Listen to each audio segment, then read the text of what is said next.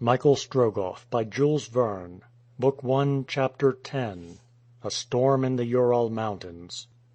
The Ural Mountains extend in a length of over 2,000 miles between Europe and Asia. Whether they are called the Urals, which is the Tartar, or the Poyas, which is the Russian name, they are correctly so termed, for these names signify belt in both languages. Rising on the shores of the Arctic Sea, they reached the borders of the Caspian. This was the barrier to be crossed by Michael Strogoff before he could enter Siberian Russia. The mountains could be crossed in one night if no accident happened. Unfortunately, thunder muttering in the distance announced that a storm was at hand. The electric tension was such that it could not be dispersed without a tremendous explosion, which in the peculiar state of the atmosphere would be very terrible. Michael took care that his young companion should be as well protected as possible. The hood, which might have been easily blown away, was fastened more securely with ropes, crossed above and at the back. The traces were doubled, and as an additional precaution, the nave boxes were stuffed with straw, as much to increase the strength of the wheels as to lessen the jolting, unavoidable on a dark night. Lastly, the fore and hinder parts, connected simply by the axles to the body of the tarantass, were joined one to the other by a crossbar, fixed by means of pins and screws. Nadia resumed her place in the cart, and Michael took his seat beside her. Before the lowered hood hung two leathern curtains, which would in some degree protect the travelers against the wind and rain. Two great lanterns, suspended from the yemshik's seat, threw a pale glimmer scarcely sufficient to light the way, but serving as warning lights to prevent any other carriage from running into them. It was well that all these precautions were taken, in expectation of a rough night. The road led them up towards dense masses of clouds, and should the clouds not soon resolve into rain, the fog would be such that the tarantass would be unable to advance without danger of falling over some precipice. The Ural chain does not attain any very great height, the highest summit not being more than 5,000 feet. Eternal snow is there unknown, and what is piled up by the Siberian winter is soon melted by the summer sun. Shrubs and trees grow to a considerable height. The iron and copper mines, as well as those of precious stones, draw a considerable number of workmen to that region. Also, those villages termed gavody are there met with pretty frequently, and the road through the great passes is easily practicable for post carriages. But what is easy enough in fine weather and broad daylight offers difficulties and perils when the elements are engaged in fierce warfare, and the traveler is in the midst of it. Michael Strogoff knew from former experience what a storm in the mountains was, and perhaps this would be as terrible as the snowstorms which burst forth with such vehemence in the winter.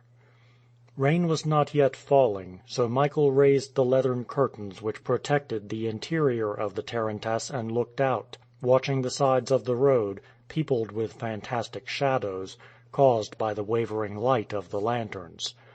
Nadia, motionless, her arms folded, gazed forth also, though without leaning forward, whilst her companion, his body half out of the carriage, examined both sky and earth. The calmness of the atmosphere was very threatening, the air being perfectly still. It was just as if nature were half stifled, and could no longer breathe, her lungs, that is to say those gloomy dense clouds, not being able to perform their functions. The silence would have been complete but for the grindings of the wheels of the tarantass over the road, the creaking of the axles, the snorting of the horses, and the clattering of their iron hoofs among the pebbles, sparks flying out on every side. The road was perfectly deserted. The tarantass encountered neither pedestrians nor horsemen, nor a vehicle of any description, in the narrow defiles of the Ural, on this threatening night. Not even the fire of a charcoal burner was visible in the woods, not an encampment of miners near the mines, not a hut among the brushwood. Under these peculiar circumstances it might have been allowable to postpone the journey till the morning. Michael Strogoff, however, had not hesitated. He had no right to stop. But then, and it began to cause him some anxiety, what possible reason could those travelers in the telga ahead have for being so imprudent? Michael remained thus on the lookout for some time. About 11 o'clock lightning began to blaze continuously in the sky. The shadows of huge pines appeared and disappeared in the rapid light. Sometimes when the tarantass neared the side of the road, deep gulfs, lit up by the flashes, could be seen yawning beneath them.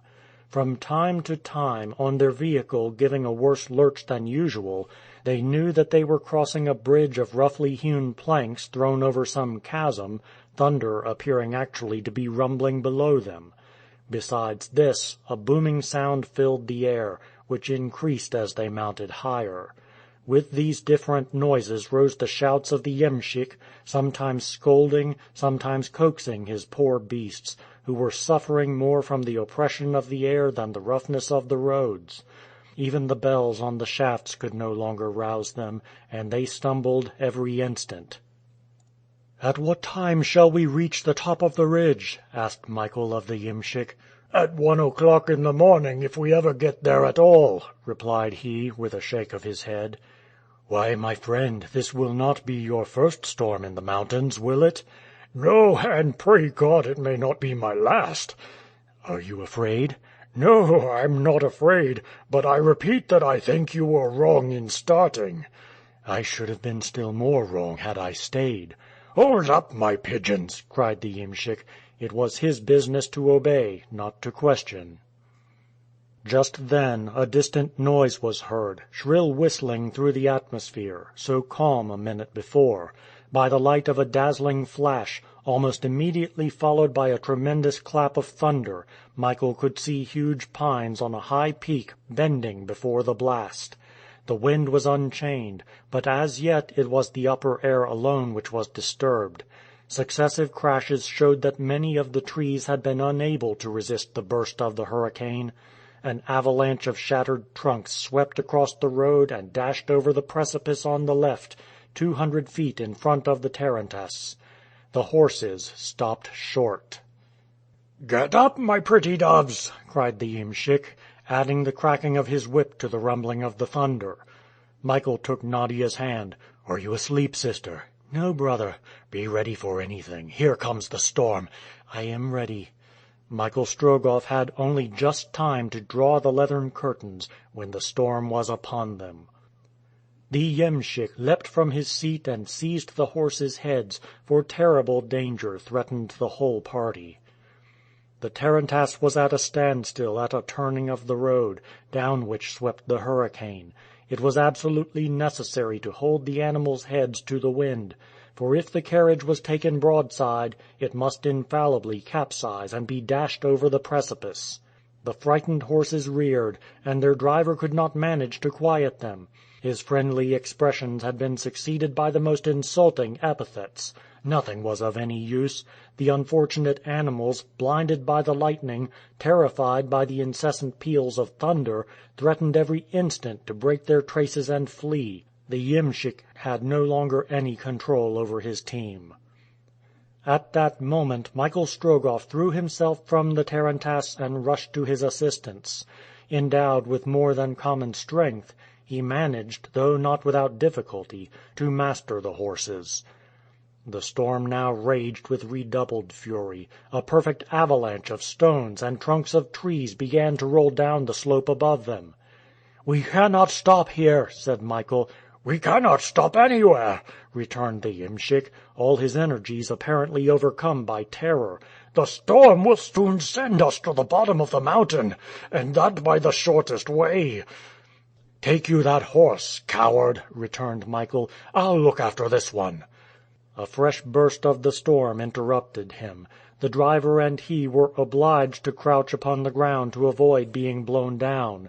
The carriage, notwithstanding their efforts and those of the horses, was gradually blown back, and had it not stopped by the trunk of a tree, it would have gone over the edge of the precipice. "Do not be afraid, Nadia," cried Michael Strogoff. "I'm not afraid," replied the young Livonian, her voice not betraying the slightest emotion. The rumbling of the thunder ceased for an instant. The terrible blast had swept past, into the gorge below. "Will you go back?" said the iemschik.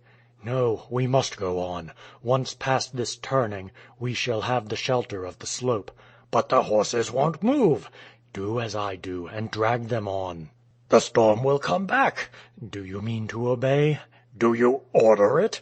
"The Father orders it," answered Michael, for the first time invoking the all-powerful name of the Emperor. "Forward, my swallows!" cried the iemschik, seizing one horse, while Michael did the same to the other. Thus urged, the horses began to struggle onward. They could no longer rear, and the middle horse, not being hampered by the others, could keep in the center of the road. It was with the greatest difficulty that either man or beasts could stand against the wind, and for every 3 steps they took in advance they lost 1, and even 2, by being forced backwards. They slipped, they fell, they got up again. The vehicle ran a great risk of being smashed.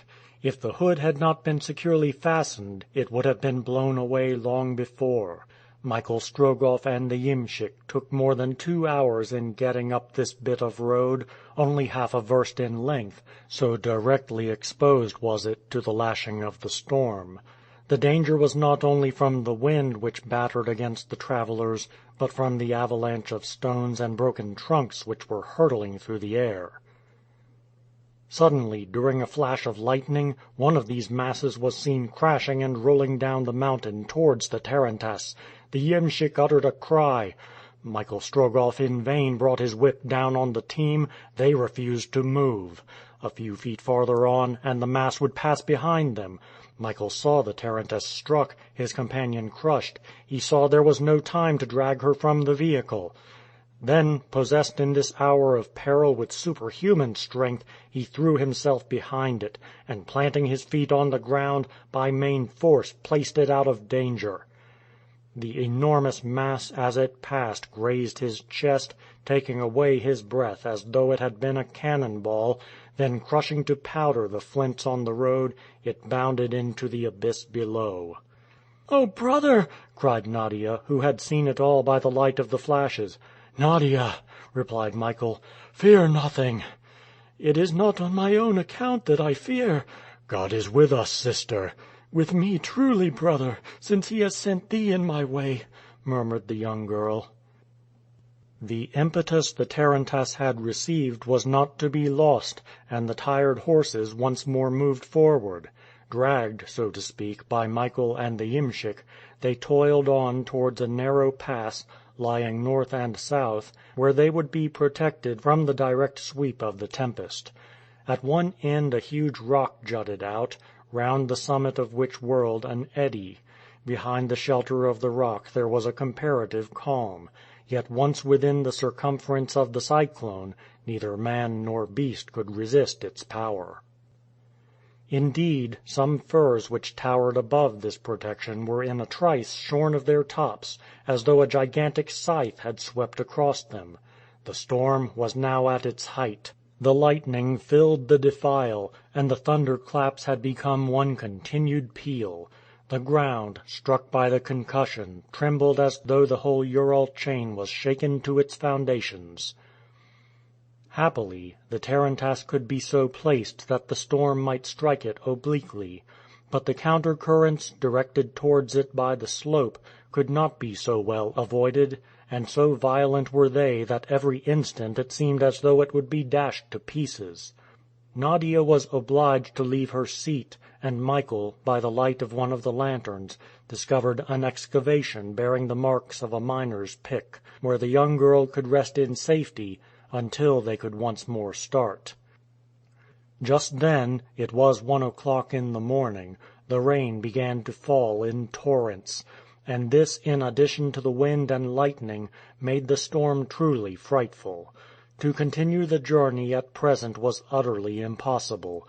Besides, having reached this pass, they had only to descend the slopes of the Ural Mountains, and to descend now, with the road torn up by 1,000 mountain torrents, in these eddies of wind and rain, was utter madness. "To wait is indeed serious," said Michael, "but it must certainly be done, to avoid still longer detentions. The very violence of the storm makes me hope that it will not last long. About 3 o'clock the day will begin to break, and the descent, which we cannot risk in the dark, we shall be able, if not with ease, at least without such danger, to attempt after sunrise." "Let us wait, brother," replied Nadia. "But if you delay, let it not be to spare me fatigue or danger." "Nadia, I know that you are ready to brave everything, but in exposing both of us, I risk more than my life, more than yours. I am not fulfilling my task, that duty which before everything else I must accomplish." "A duty!" murmured Nadia. Just then a bright flash lit up the sky, a loud clap followed. The air was filled with sulphurous, suffocating vapor, and a clump of huge pines, struck by the electric fluid, scarcely 20 feet from the tarantass, flared up like a gigantic torch. The iemschik was struck to the ground by a counter shock, but, regaining his feet, found himself happily unhurt. Just as the last growlings of the thunder were lost in the recesses of the mountain, Michael felt Nadia's hand pressing his, and he heard her whisper these words in his ear: "Cries, brother! Listen!" End of Book 1, Chapter 10.